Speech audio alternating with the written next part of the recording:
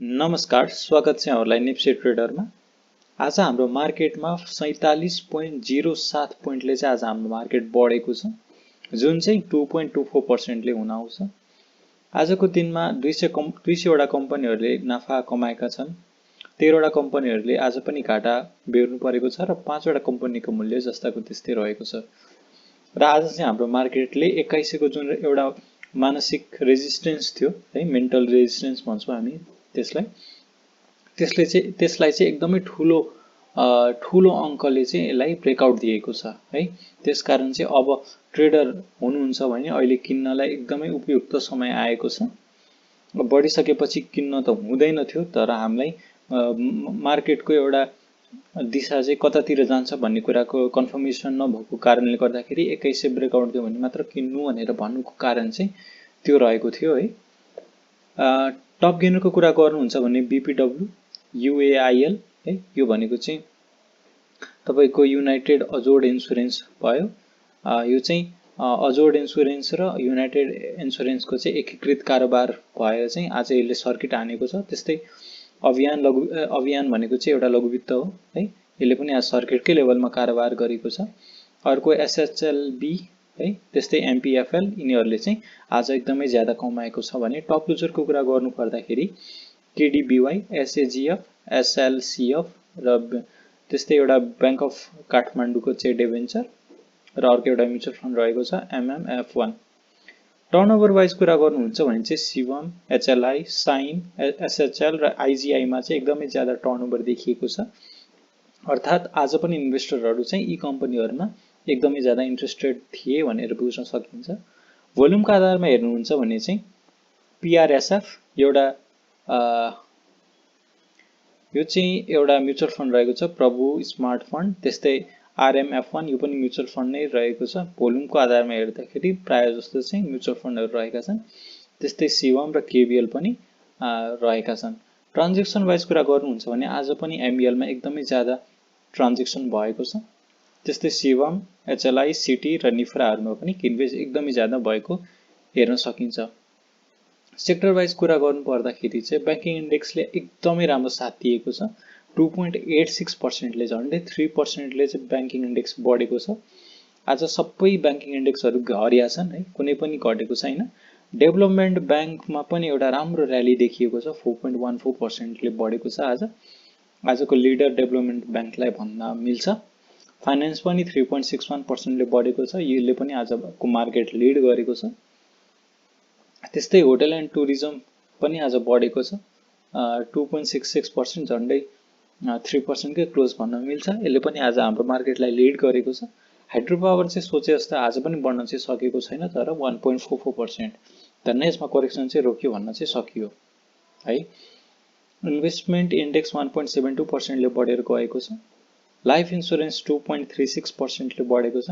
Manufacturing and processing 1.40% ले, micro finance 1.51% ले बढेको छ। म्युचुअल फन्ड भने आज एक्लो सेक्टर भयो घट्नेमा चाहिँ। नन लाइफ पनि 2.32% ले बढेको छ। अदर इन्डेक्स 1.32 र ट्रेडिङ इन्डेक्स भने 1.44% ले बढेको छ है। अब आगामी दिनमा चाहिँ नेप्से कतातिर जाला भन्ने कुराको लागि चाहिँ मैले चाहिँ एउटा यो ट्रेन्ड लाइन ड्रा गरेको थिए है। यो ट्रेन्ड लाइनमै चाहिँ मार्केट गइरहेको थियो है।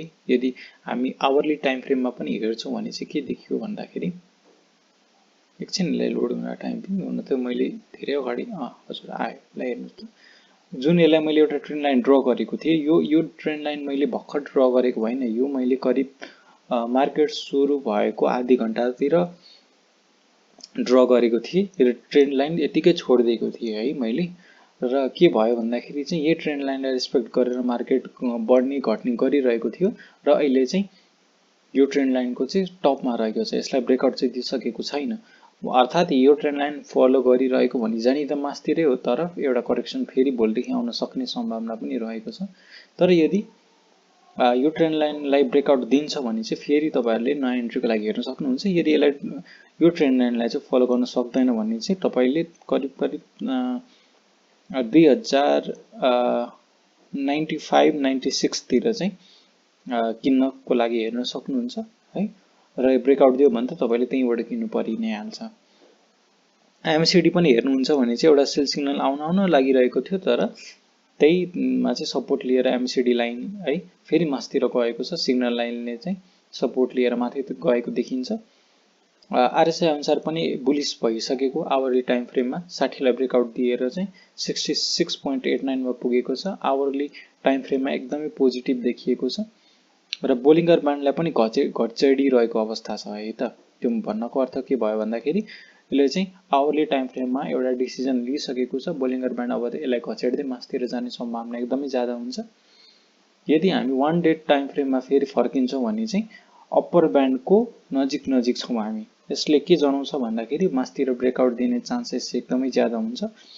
अहिलेको लागि टार्गेट भनेको चाहिँ 2170 2160 हुन जान्छ, तर यसलाई चाहिँ युजुअली चाहिँ के हुन्छ भन्दाखेरि यसरी बोलिङ्गर ब्यान्ड खुम्चिँदै गर्दाखेरि चाहिँ मास्तिर ब्रेकआउट दिएर यसलाई घचेड्दै माथितिर जाने अथवा तलतिर जाने सम्भावना हुन्छ। तर मार्केट चाहिँ अहिले मास्तिरै गइरहेको बेलामा चाहिँ यो पहिलाको रेजिस्टेन्स है जुन चाहिँ यतातिर चाहिँ हामीले एउटा टार्गेट लिनुपर्ने हुन्छ। यसलाई हुन त स्योर यसलाई ब्रेकआउट दिएरै माथि जाने हो, त्यही पनि हामीले अहिलेको लागि चाहिँ टार्गेट 2200 को लेभललाई चाहिँ एउटा रेजिस्टेन्सकै रूपमा लिन सक्छौँ।